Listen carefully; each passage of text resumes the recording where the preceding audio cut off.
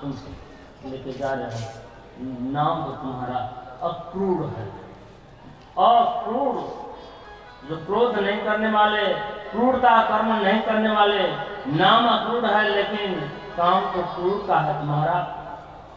क्रूर समाख्या, क्रूर समाख्या, क्रूर समं अक्रूर समाख्या चक्षुर्गतं हर्षे बतावि येने देशे किलसागतोद्रवं मद्र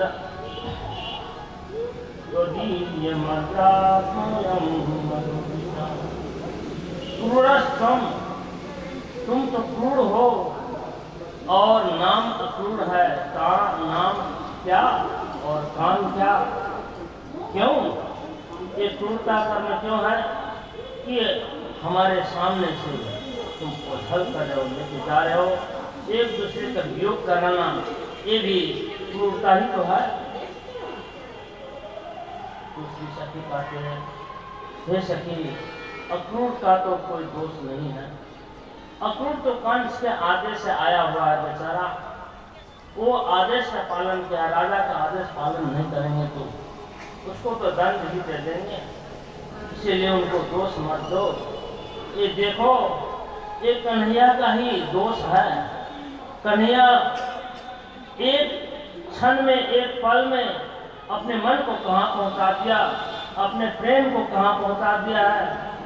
ननंद सोनो क्षणभंग सौहृद समीक्षते न सकता दुरावता विहाय गेहान स्वजनान सुतं पतिं दंडासमर्दोपगतर्नभक्त्या।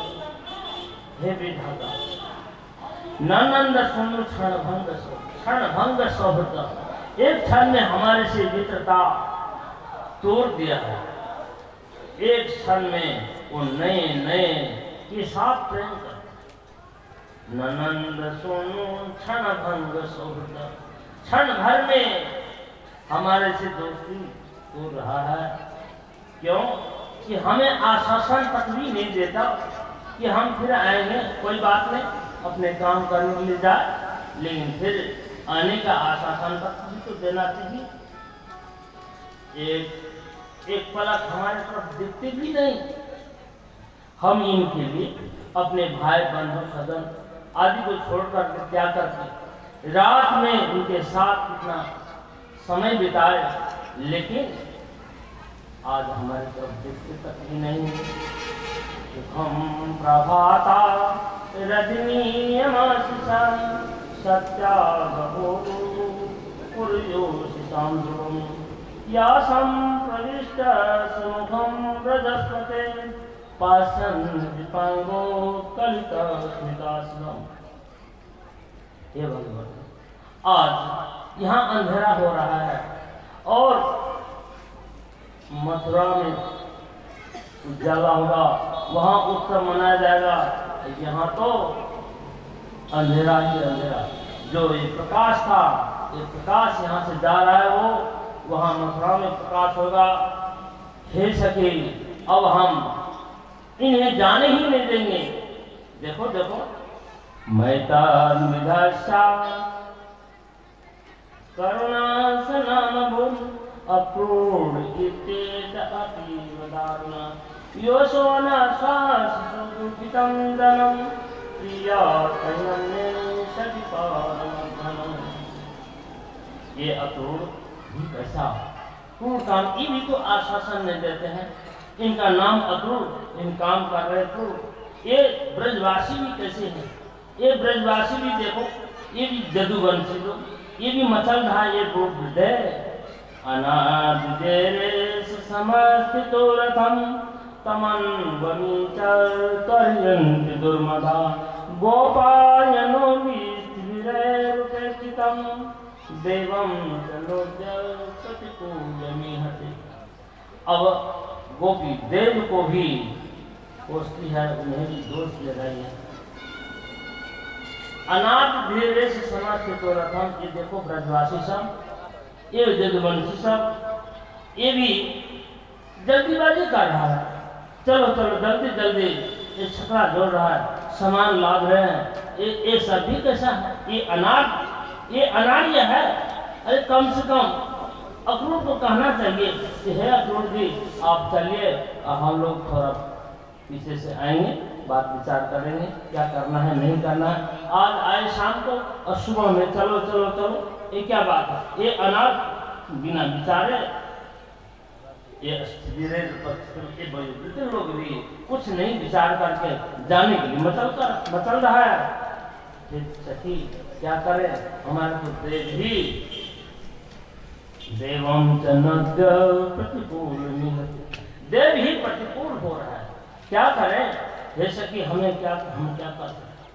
हे सखी अच्छा प्रयास तो जरूर कर सकते हैं, प्रयास तो अपना करना फर्ज है, और जो होना है विधाता जो करेंगे।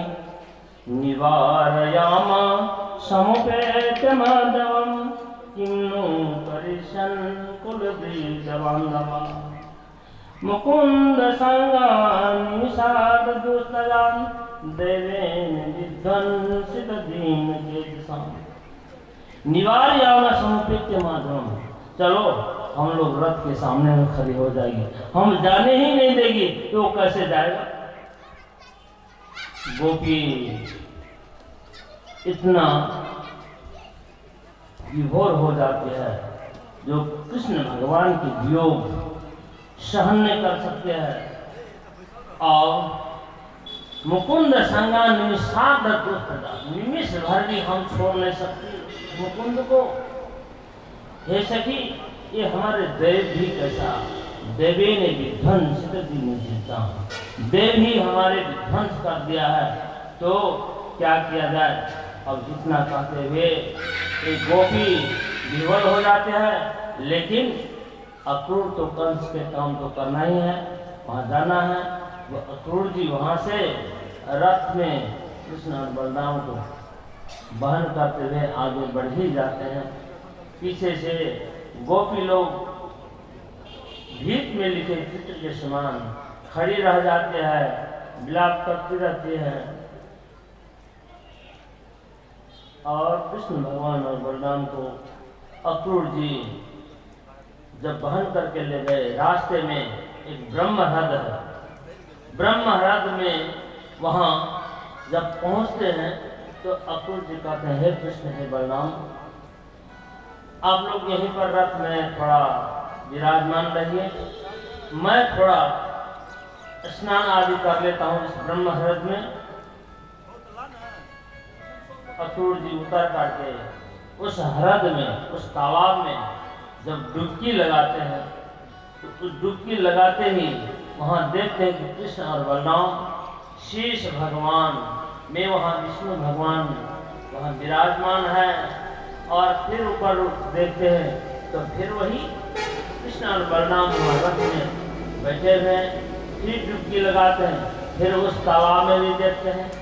इस प्रकार 3-4 बार जब डुबकी लगाने पर अक्रूर जी वही रूप जब देखे, आनंद से विह्वल हो गए। हे भगवान, आज हमारे पर में कंस बहुत कृपा किया, जो आज मैं भगवान का दर्शन कर पा रहा हूँ। जब बाहर आकर के रथ के पास आते हैं तब कृष्ण और बलराम कहते हैं हे चाचा, आप कोई ऐसा नया कोई सौंदर्य चीज देखे हैं? आपके चेहरा में कुछ प्रसन्नता छा रही है, आपकी चेहरा में कोई चीज छा रहा है, ऐसा दिखा पड़ता है। अक्रूर जी कहते हैं भगवान, आपके सिवा इस संसार में और कोई चीज ही नहीं है, आपसे अतिरिक्त और कोई चीज नहीं है। यहाँ अक्रूर जी कृष्ण भगवान को स्तुति भी करते हैं और फिर वहाँ से रथ को हाँकते। अब यहाँ से फिर आप लोग आगे कथा आगे श्रवण करेंगे, तब तक मैं भजन श्रवण। हर काम हो रहा है मेरी आपकी दया से, सब काम हो रहा करते हो तुम तो कन्हैया मेरा नाम हो रहा है। करते हो तुम तो कन्हैया मेरा नाम हो रहा है। मेरे आपकी दया से हर काम हो रहा है। मेरी आपकी दया से हर काम हो रहा है। करते हो तुम तो कन्हैया मेरा नाम हो रहा है। करते हो तुम तो कन्हैया मेरा नाम हो रहा है।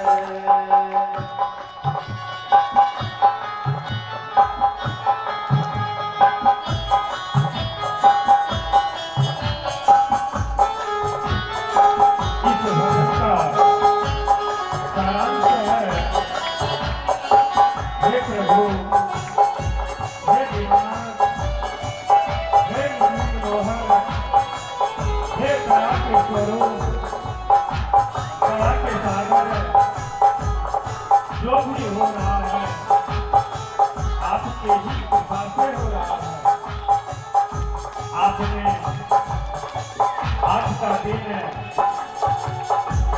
इस जग पवित्र भूमि पर सबको अपने बरसाए, यह आपकी ही कृपा है। और इस जग का शुभारंभ आपकी ही कृपा से हो रहा है। तो आइए फिर आप सबों के बीच हमारे ईश्वर आनंद जी भजन में दूसरी कड़ी में क्या कह रहे हैं। कभी नहीं मेरे नाव चल रही है। हैरान है जमाना मंजिल भी मिल रही है।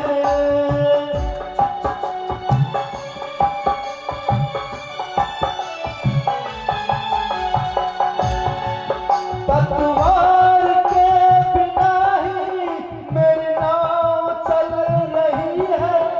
हैरान है जमाना मंजिल भी मिल रही है। करता नहीं मैं कुछ, करता नहीं मैं कुछ भी, सब काम हो रहा है। करते हो तुम तो कन्हैया मेरा नाम हो रहा है। करते हो तुम तो कन्हैया मेरा नाम हो रहा है।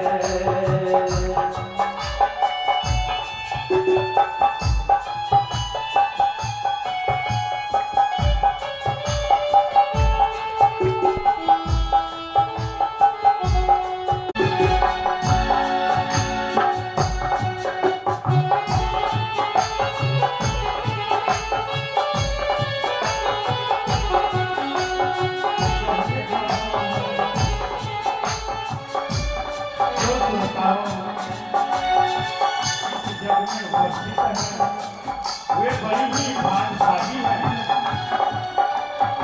कहे हैं कभी छोट छोट के लोहा भर गए मौत किया भुजंगी सींच सींच के माली पर गयो मौत किया भिरंगी चून चून के महल बनायो मौज किया भुजंगी रो रो के संसार भर गयो मौज किया सब संगी। यहाँ कितने कष्ट भाव से बैठ के कथा श्रवण कर रहे हैं और आप सबों का सदा आभारी हैं। फिर आइए दूसरी पंक्ति पर कह रहे हैं। मैं तो नहीं हूँ काबिल तेरा पार कैसे पाऊँ। टूटी हुई पानी से गुणगान कैसे गाऊँ।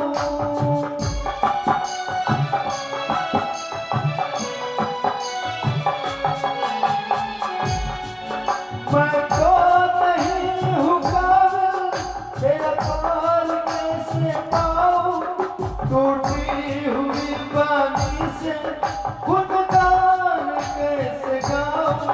फिर तेरे नाम ही सब यह कमाल हो रहा है। करते हो तुम तो कन्हैया मेरा नाम हो रहा है। करते हो तुम तो कन्हैया मेरा नाम हो रहा है। मेरी आपकी दया से सब काम हो रहा है। मेरी आपकी दया से सब काम हो रहा है। करते हो तुम तो कन्हैया मेरा नाम हो रहा है। करते हो तुम तो कन्हैया मेरा नाम हो रहा है। करते हो तुम तो कन्हैया मेरा नाम हो रहा है। करते हो तुम तो कन्हैया मेरा नाम हो रहा है। ऐसा चीज है, कौन सा ऐसा अदृष्ट चीज है जो आपसे अलग चीज है? आप ही सर्वरूप है। और फिर वहां से जब आगे बढ़े तो मथुरा के भुवन के पास पहुंचते हैं। और अक्रूर जी कहते हैं, भगवान आप हमें स्नान कीजिए, आप हमारे घर चले, हमारे घर को पवित्र कीजिए, हमारे घर को पवित्र कीजिए। और तो इस प्रकार आग्रह किया। भगवान कहते हैं हे चाचा, अवश्य हम आपके घर आएंगे, लेकिन जिस उद्देश्य से मैं आया हूँ, जिस उद्देश्य से मुझे लाए हैं, पहले वो काम करेंगे और वो उस काम करने के बाद ही हम आपके यहाँ जरूर आएंगे। आश्वासन देते हैं।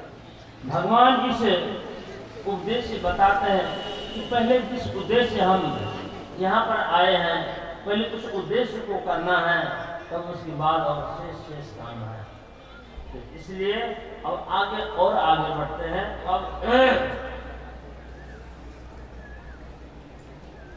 भगवान अक्रूर जी को आश्वासन दे करके और वहीं भुवन में रहने खाने का जो घर था, भवन था, उसमें ठहरे। पीछे से ब्रजवासी सब भी आए थे और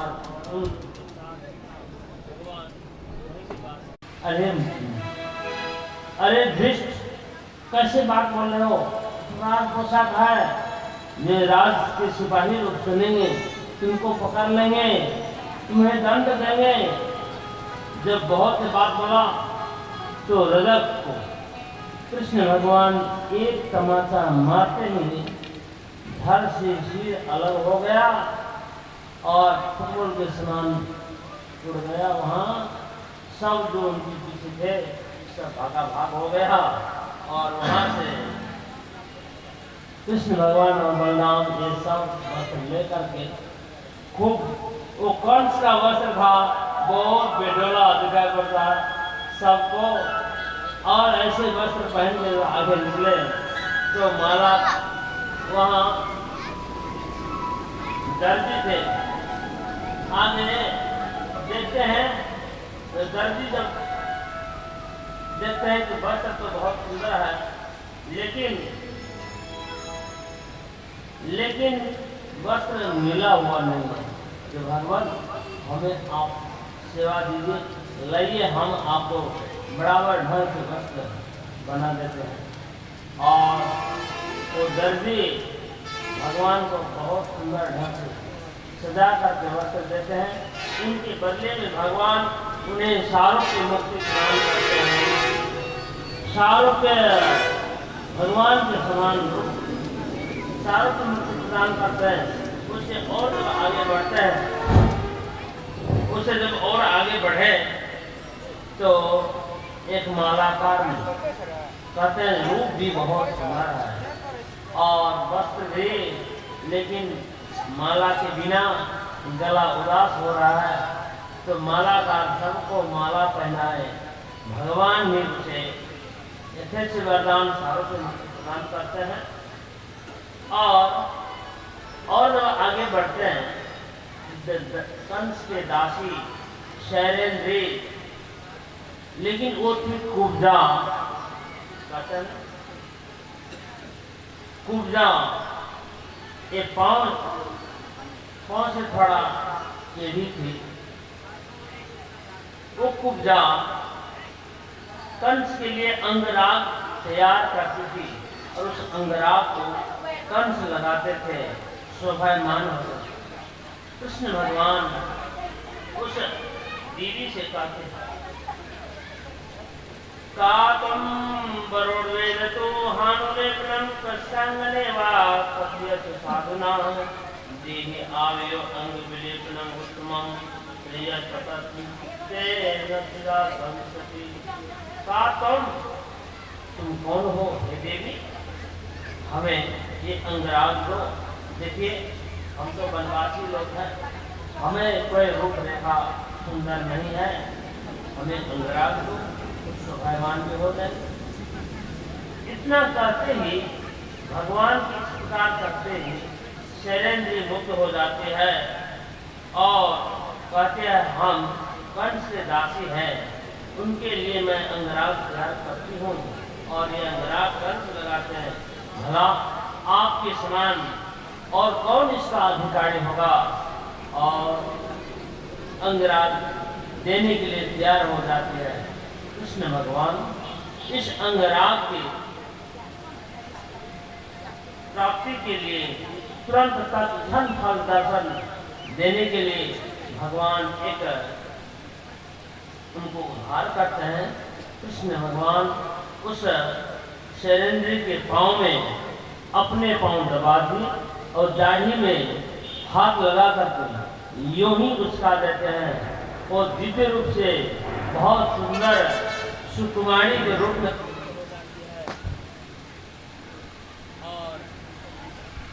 अपन हम बिना समय लाके फिर एक लंबा लिस्ट है जे ए महायज्ञ में दान देने हुनकर नामावली गुरु जी के चरण में राखे चाहे छी। श्री बच्चा सरोग यादव बदगमा 1105 रुपया, लक्ष्मी भगत बैरवा 1000 रुपया, मिथिलेश भगत बैरवा 500 रुपया, लक्ष्मण भगत बैरवा 100 रुपया, कन्हलाल यादव बैरवा 250 रुपया, सुखदेव यादव बैरवा 100 रुपया, मनोज दहिया गिदखोरा 505 रुपया, सुखदेव यादव गिदखोरा 505 रुपया, जगदेव यादव बैरवा 150 रुपया, जहरू खान बैरवा 155 रुपया, नहीं 455 रुपया, जहरू खान 455 रुपया बैरवा की। पवित्र खेरवार यादव बरहरा से 1000 रुपया देना। श्रीमती हरिहर देवी चौधरी शुरुंगा नगर पालिका श्रीपुर सप्तरी से 5005 रुपया पठेना। कपिल देव मेड़का बरमजिया से 1100 रुपया देना है। संजय कुमार जोशी बरमजिया से 505 रुपया देना है। अस्मा कुमारी जोशी बरमजिया से 505 रुपया देना है। चुंदेश्वर गिरी धनपुरी 500 रुपया देना है। महेश प्रसाद शाह धनपुरी 255 रुपया रखने हैं। भोला प्रसाद शाह धनपुरी 250 रुपया देना है। डॉक्टर गोसाई यादव बरमजिया से 515 रुपया देना है। दुर्गा दासन धनपुरी से 105 रुपया देना है। ललका सदा बरमजिया से 300 रुपया देना है। शानदेव चौधरी सुबाटोल बरमजिया से 1002 रुपया देना है। गुलचंद चौधरी सुबाटोल से 1015 रुपया देना है। सुरेंद्र प्रसाद चौधरी सुबाटोल बरमजिया से 1015 रुपया देना है। राम प्रसाद चौधरी सुबाटोल से 1005 रुपया देना है।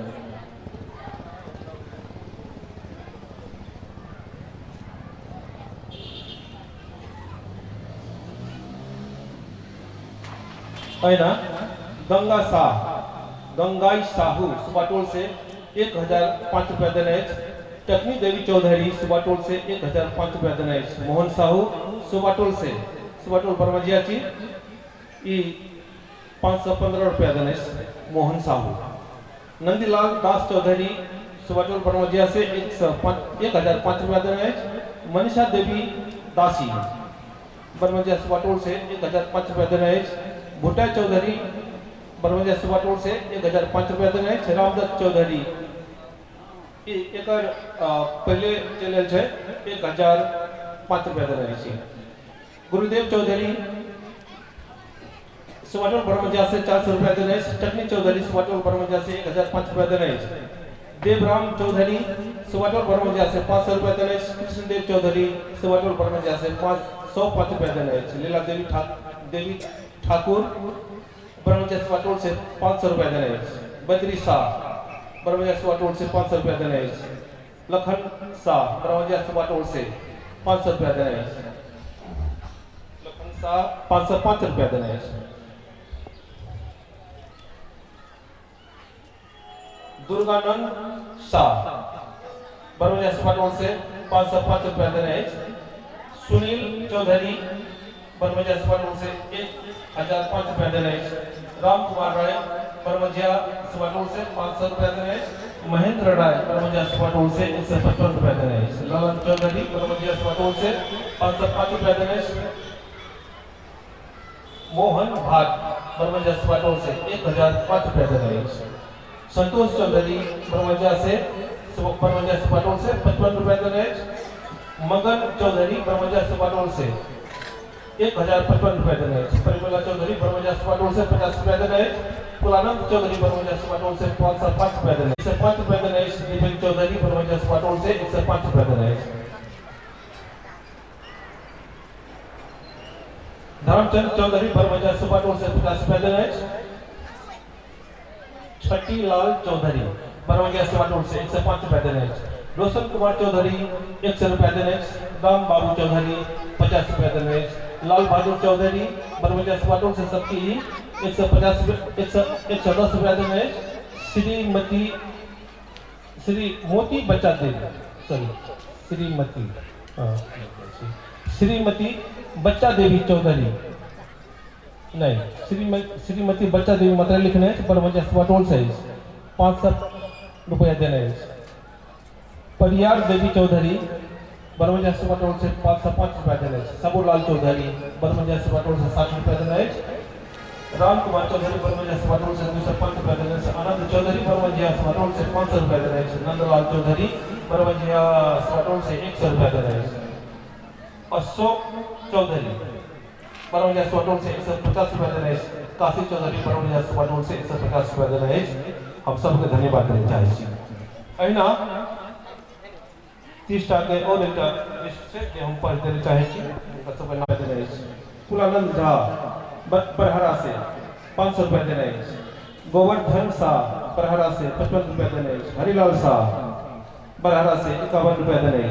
दिगंबर झा बरहरा से 105 रुपया देना है।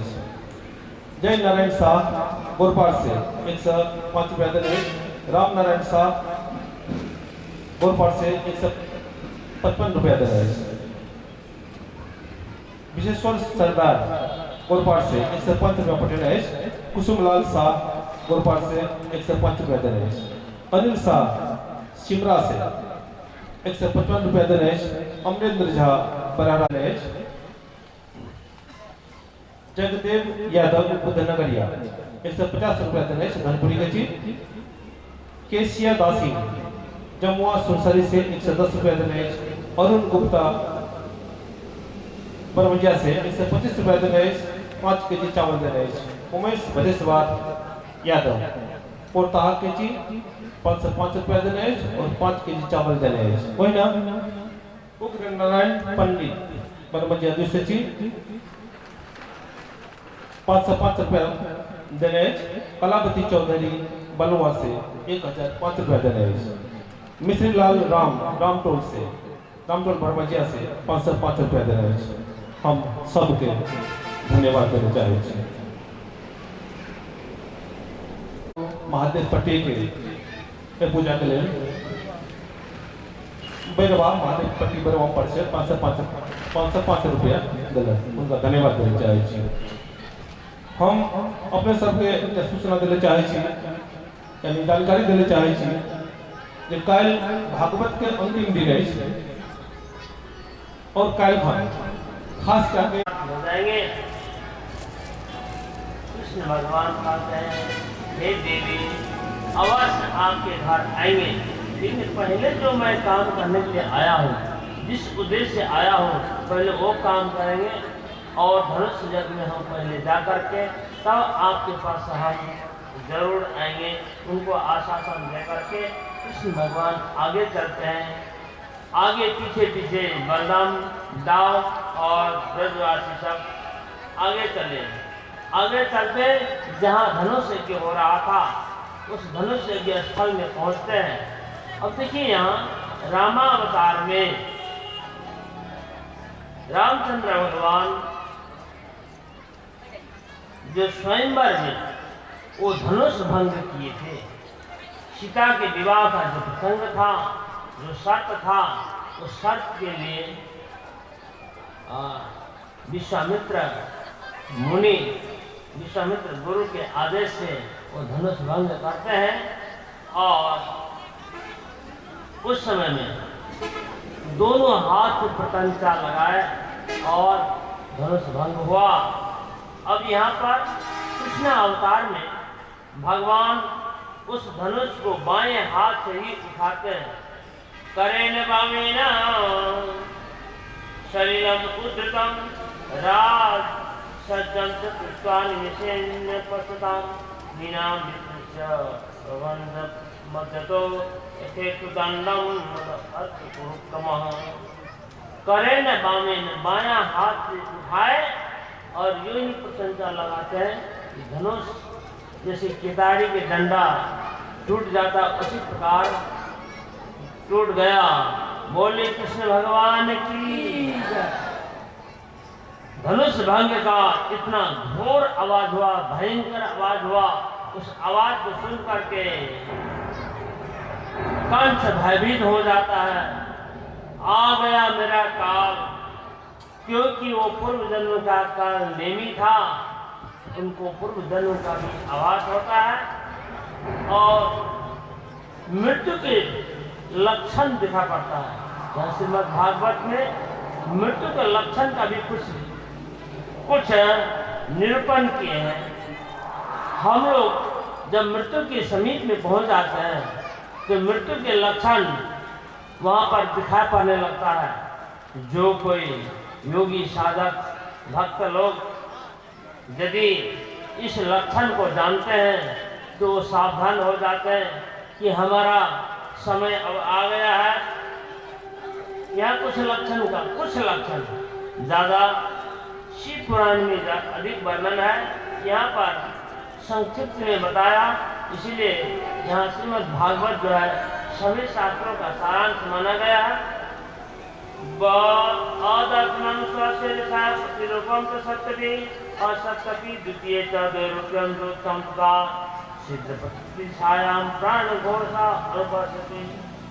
आदर्शनम स्वरूप आप जब चलेंगे, जब धूप में चलेंगे तो आपकी छाया में अपने शरीर नहीं दिखाई पड़ेगा। आदर्शनम स्वरूप अच्छा छिद्र प्रकृति छायायाम, छिद्र प्रकृति छाया में छेद दिखा पड़ेगा और प्राण घोषा अनुपस्थिति। देखिए अभी आप लोग कान बंद करके दोनों कान में उंगली डाल करके जब ख्याल करेंगे तो आपका अनेक प्रकार की आवाज सुनना, अनेक प्रकार की आवाज सुनाई पड़ेगा। लेकिन जब मृत्यु के समय आ जाए तो एक कान बंद करने पर भी आपको कुछ सुनाई नहीं पड़ेगा। लेकिन जो योगी साधक लोग हैं वो बिना कान बंद किए ही अनेक प्रकार की आवाज सुनते हैं, अनेक प्रकार की आवाज बिना कान बंद किए। यही इसी को नाद कहते हैं। बिना कान बंद किए ही जो अपने आप सुनाई पड़ता है, इसको अनाहत नाद। एक नाद तो आहत नाद होता है, एक अनाहत नाद होता है। आहत नाद जो अभी केशियो बजा रहे हैं, ढोलक बजा रहे हैं, अनेक प्रकार के बाजा बजाते हैं। आहत आहत आसमनता का हत किसी ठोकर संघर्ष से। अभी मैं बोल रहा हूँ ये भी आहत नाद है। ओठ जिभ्या के संघर्ष से, किसी संघर्ष से उत्पन्न हुआ आवाज को आहट नाद कहते हैं। अब बिना किसी ठोकर संघर्ष से जो आवाज होता है, आपके अपने अंदर में जो आवाज हो रहा है उसको अनाहत नाद कहते हैं। तो योगी साधक लोग जब उसको सुनना, जो जीवन में सुनते हैं उसको जब सुनना कम हो जाता है, नहीं सुनाई पड़ता है, समझ लेते हैं कि अब मेरा समय आ गया है। इसलिए वेद में कहते हैं अयम अग्नि विश्वानरो योयम अंता पुरुषे एमीदम अन्नम पच्यते अद्यते तस्य स घोषो भवति सयदा उत्तमिशन भवति नैनम घोषम चिन्होति। ये हमारे अंदर में जो अग्नि है, उस अग्नि का आवाज होता है। अग्नि माने भगवान कहता है अहम वैश्वानरो बन्नी, मैं वैश्वानर अग्नि के रूप में हूँ। उस अग्नि का जो आवाज है वो आवाज सुनाई पड़ता है, और जब जाने का समय आता है तो सुनाई नहीं पड़ता। वही बात यहाँ पर प्राण घोषा अनुपस्थिति, जो प्राण का जो आवाज है, अग्नि की जो आवाज है वो नहीं सुनाई पड़ता है। और स्वर्ण प्रकृति छिद्रेशु स्वपदानाम अदर्शनम, स्वर्ण प्रकृति वृक्षेशु, हरे हरे वृक्ष में सुनहरा रंग दिखा पड़ता है और अपने पांव का चिन्ह नहीं दिखा पड़ता। ये तो जागृत अवस्था का लक्षण बताया, और स्वप्न अवस्था का लक्षण यहाँ वर्णन करते हैं। स्वप्ने प्रेत परि संगा हरियाणा साधनम, स्वप्ना में प्रेत के साथ गले लगा रहे हैं, गधे में घूम रहे हैं, विष पी रहे हैं, और यायान नलदा मान्य का तेला धस्तो दिगंबरा, शरीर में तेल लगा रहे हैं और दिगंबर निर्वस्त्र घूम रहे हैं। और इस प्रकार के अनेक लक्षण दिखाई पड़ता है। पश्चान मरण संतस्तो निद्राम लेभिना चिंतया। अब कंस इस लक्षण को जब देखते हैं तो चिंता से भयभीत हो गए कि अब मेरा काल आ गया है। लेकिन वहां से जब धनुष भंग करके और कृष्ण भगवान और बलराम आगे उस मल्ल के मंच के ओर आगे बढ़ते हैं, जब आगे बढ़ते हैं तो उस मल्ल के इस गेट में, मल्ल मंच के गेट में कुबलिया पे रखा हुआ था, उसके ऊपर में महावत विराजमान है। कृष्ण भगवान कहते हैं वाता हत्वम वाता मेघनाद गविर्या अम्बाम्बास्त मार्गम नोतेहि अपकममाचिरम। हे महावत, आप शीघ्र कीजिए, जल्दी इस हाथी को उस गेट से हटाइए, नहीं तो हाथी के साथ आपको भी जमपुरी पहुंचना पड़ेगा। नोचे सकुंद्रम स्वाद्यम नयान नयानी यम साधनम। यम साधनम, यम के घर हम लेते नहीं, यम के घर पहुंचा देंगे आपको, हटाओ हटाओ। लेकिन महावत कोलिया पेड़ को ऐसा इशारा कर देते हैं, कुछ खोद देते हैं, लाठी से इशारा कर देते हैं, कोलिया पेड़ कृष्ण भगवान के वो दौड़ पड़ते। जब दौड़ पड़ते हैं, करिंद्रा तमाति क्रुष्ट करना तरसा बेटा। जब दौड़ पड़ा तो भगवान हाथी के पीछे चले गए। हाथी को आगे दिखा पड़ता लगभग, हाथी का आंख छोटा होता है, शरीर बड़ा होता है, ज्यादा वो नहीं देख पाते हैं, और पीछे जाकर के पूंछ पकड़ के खूब घुमाते हैं, जैसे बच्चे लोग बछड़े को घुमाते हैं।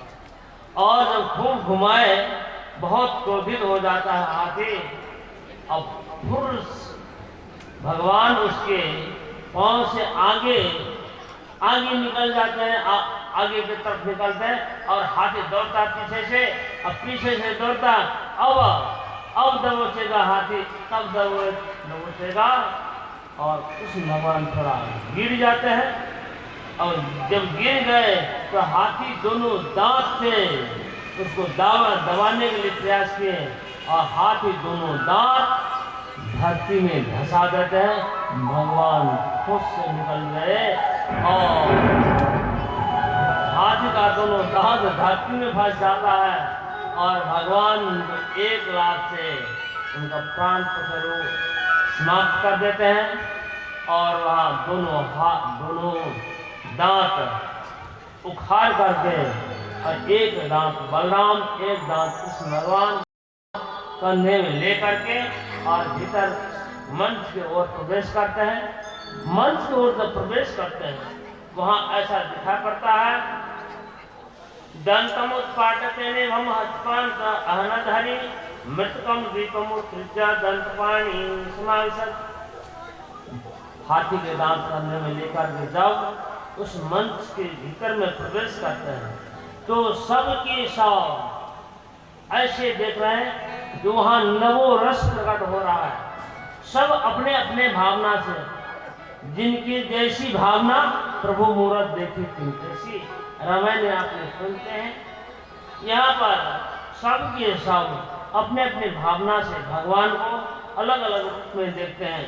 यहाँ एक श्लोक से यहाँ ग्रंथकार बताते हैं, सुखदेव महाराज कहते हैं, हे राजन भगवान कृष्ण में नवो रस प्रकट हो रहा है।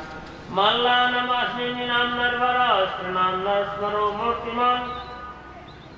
मल्लानम अस्मि निनाम नरवरा स्त्रीणाम न स्मरो मूर्तिमान। गोपानां सदनो असतां चिद्भुजां साक्षात् शिशु। मृत्यु भोजपते विराट विदितां तत्त्वं परम योगिनां वृष्णीनां परते गतिर्विद्यो रंगम गतः शास्त्रदा। अब यहाँ नवरस, साहित्य में नवरस का वर्णन आता है। ये साहित्य भी यहाँ पर वर्णन है।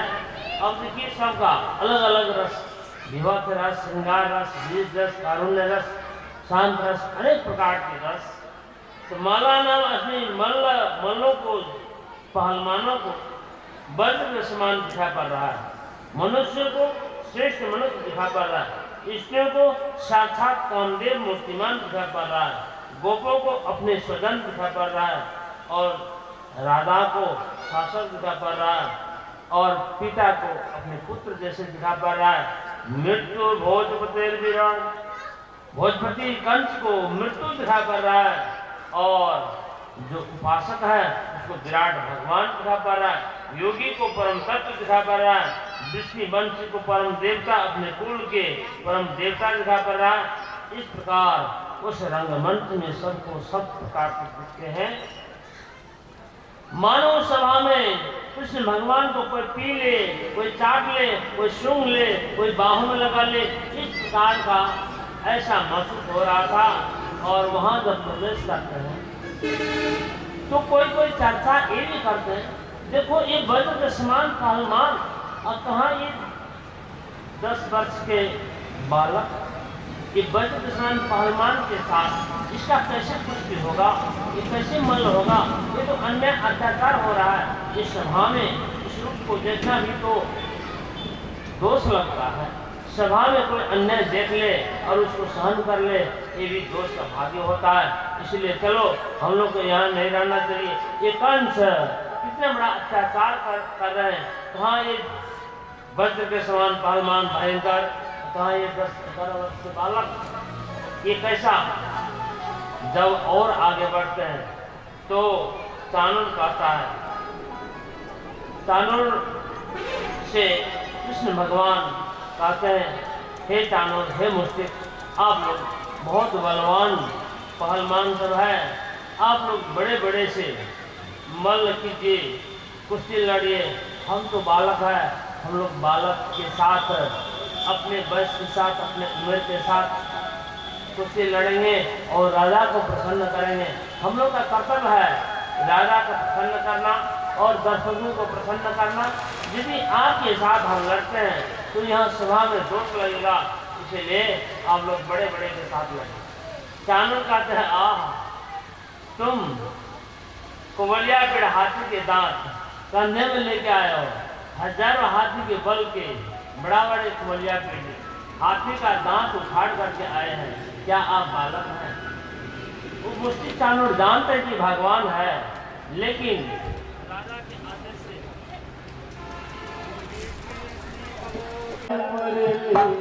मुरलिया जादू हरी कन्हैया नंद लाला ओ मुरली वाला ऐसी बजाए मुरली मुरलिया जादू हरी मुरलिया जादू हरी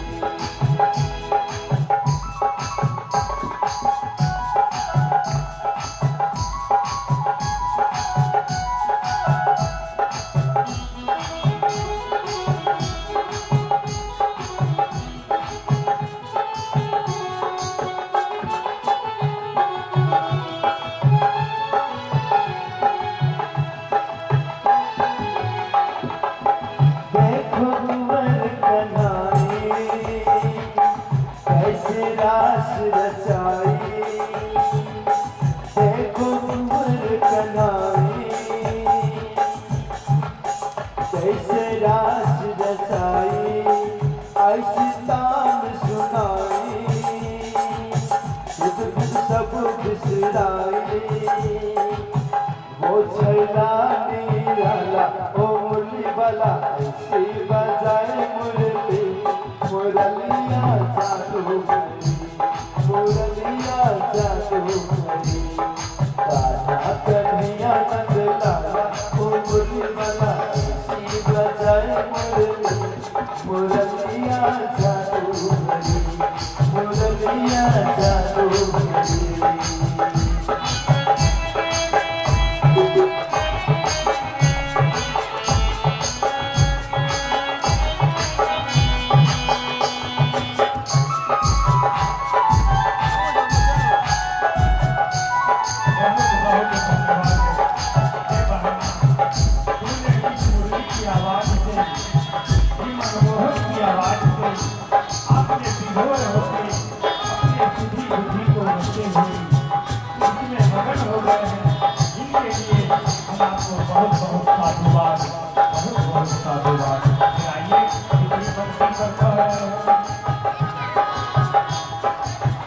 कृष्ण मुरारी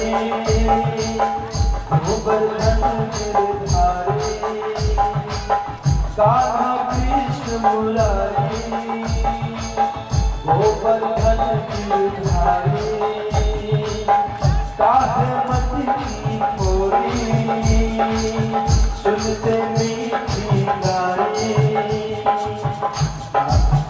आधे भरे गज वाला ओ मुरली वाला ऐसी बजाए मुरली मुरलिया जादू हरी कन्हैया नंद लाला ओ मुरली वाला ऐसी बजाए मुरली मुरलिया जादू हरी मुरलिया जादू हरी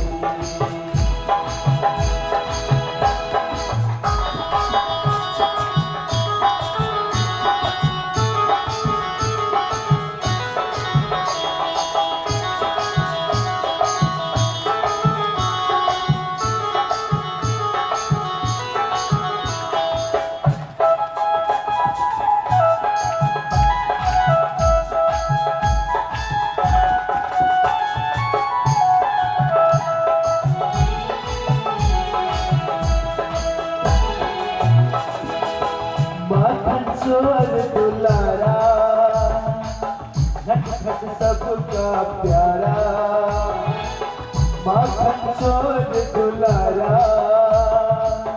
नटखट सबका प्यारा मनमोहन मन भावन नम्रते जग सारा माधव मुकुंद मत वाला ओ मुरली वाला ऐसी बजाए मुरली मुरलिया जादू हरी कन्हैया नंद लाला ओ मुरली वाला ऐसी बजाए मुरली मुरलिया जादू हरी मुरलिया जादू हरी मुरलिया जादू हरी मुरलिया जादू हरी मुरलिया जादू हरी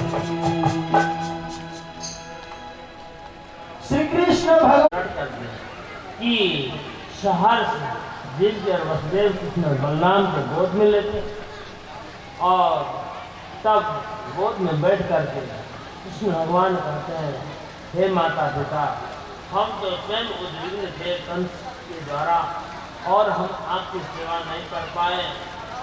इस संसार में यहाँ नीति शास्त्र बताते हैं, मातरम पितरम वृद्धम भार्या साधुम शिशु गुरुं विप्रपन्नम च तपो विप्रसन्नता।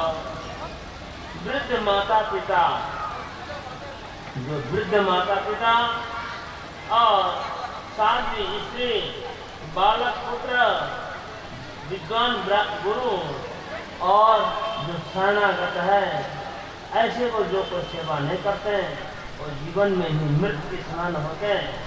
इसलिए हमें इस बात की खेद है कि हम आपको सेवा नहीं कर पाए हैं और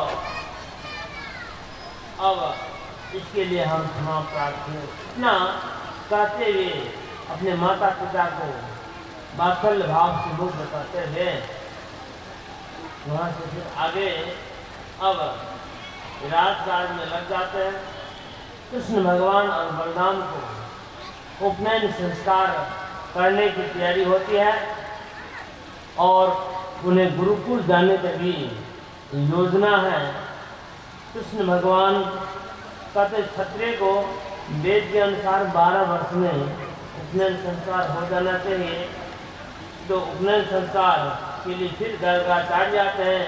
गर्गा जो कलाचार्य गायत्रम प्रथमाचितो प्रभो सर्वज्ञानं सर्वज्ञो जगदीश्वरौ। गर्गाचार्य आए और सब भविष्यवाणी यहाँ पर सुनाते हैं गर्गाचार्य और उपनयन संस्कार कर देते हैं।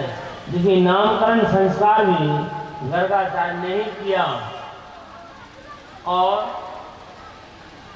उपनयन संस्कार भी गर्गाचार्य ने, क्योंकि गर्गाचार्य का अधिकार है। शांडिल्य मुनि तो उधर नंद बाबा के वंशों को ये उनके आचार्य गुरु हैं, लेकिन अपने अधिकार के अनुसार वंश के अधिकार, इसीलिए गुरु और शिष्य का एक अधिकार होता है जिनके द्वारा संस्कार किया जाता है, उनके अधिकार होता है। तो गर्गाचार्य के द्वारा संस्कार हो जाने के बाद कृष्ण भगवान और बलराम उज्जैन में, उज्जैन जहाँ कुंभ मेला लगते हैं चैत बैसाख में, वहाँ पर सांदीपनि मुनि के आश्रम उज्जैन भी कहते हैं। वहाँ महाकालेश्वर भगवान का भी ज्योतिर्लिंग है और सांदीपनि मुनि के आश्रम वहाँ उज्जैन में वहाँ पहुँचते हैं और वहाँ कृष्ण भगवान और बलराम जल्दी से जल्दी बहुत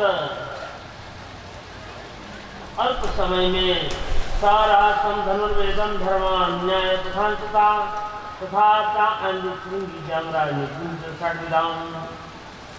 धनुर्वेद, धर्मशास्त्र, न्याय शास्त्र, आंतरिक विद्या, राजनीति आदि सब बहुत समय में ही, अल्प समय में अध्ययन कर लिए और समावर्तन संस्कार के लिए तैयार हो जाते हैं और कहते हैं, हे गुरु जी, अब हम अपने घर जाना है, आप कहिए आपके गुरु दक्षिणा के रूप में क्या दिया जाए।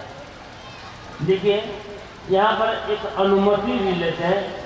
ऐसे तो गुरु दक्षिणा के लिए जो कुछ भी दे सकते थे भगवान, एक अनुमति लेते हैं कि आपके गुरु दक्षिणा के रूप में क्या दिया जाए। अब सांदीपनि मुनि भी विचार करते हैं कि भगवान से क्या मांगे, जो ऐसा चीज मांगा जाए जो कोई संसार में नहीं दे सकते।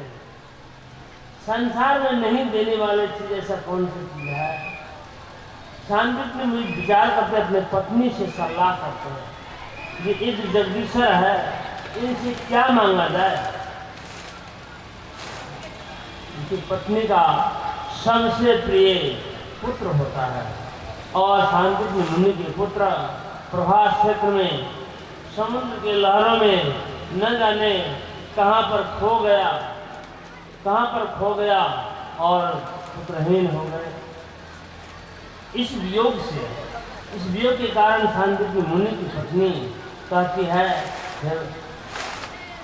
हे ऋषिवर, ऐसे महापुरुष से हमें पुत्र मांगना चाहिए जो पुत्र खो गया है। तो सांदीपनि मुनि कृष्ण भगवान से कहते हैं, हे भगवान,